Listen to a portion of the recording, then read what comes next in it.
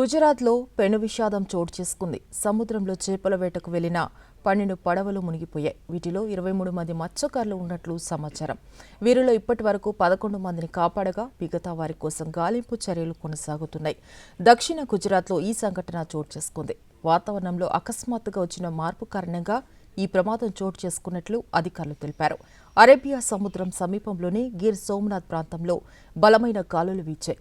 ఆ సమయంలో సముద్రంలోకి వేటకు వెళ్లిన 12 మంది మత్స్యకారులు పడవలు మునిగిపోయాయి.